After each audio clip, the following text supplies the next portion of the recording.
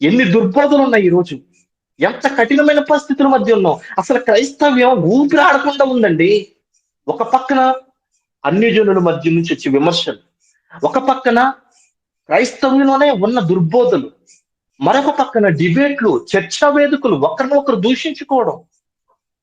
అసలు ఏది సత్యమో ఏది అసత్యమో తెలియని ఒక దౌర్భాగ్యమైన పరిస్థితులకు నేడు క్రైస్తవ్యం ఊపిరి సలపలేకపోతుంది. ఊపిరాడట్లేదు క్రైస్తవ్యానికి.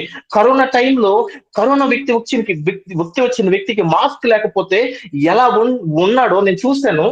ఆ మాస్క్ ని తీసేసినప్పుడు అతని పరిస్థితి ఏంటో నేటి క్రైస్తవ సమాజం యొక్క పరిస్థితి అలానే ఉంది. అలాంటి పరిస్థితిలో నీ అవసరత దేవునికి లేదా? నువ్వు దేవునికి కావాలని నువ్వు అనుకోవట్లేదా? దేవుడు అలా కోరుకోవట్లేదా నిన్ను సత్యం పక్షాన నువ్వు నిలబడాలని? ఈ సత్యమైన వెలుగు ఉన్నట్టుగా నీ ప్రవర్తన ద్వారా, నీ వాక్కు ద్వారా ప్రజల ఎదుట కనపరచాలని దేవుడు నిన్ను కోరుకోవట్లేదా? నీకు అర్థం కావట్లేదు అది. ఇంకెంతకాలం వినేవాడుగానే, ఇంకెంతకాలం క్రైస్తవుడుగా బైబిల్ పట్టుకుని మందిరానికి మందిరానికి వెళ్ళడానికి తప్పు అనట్లేదు. కానీ మందిరానికి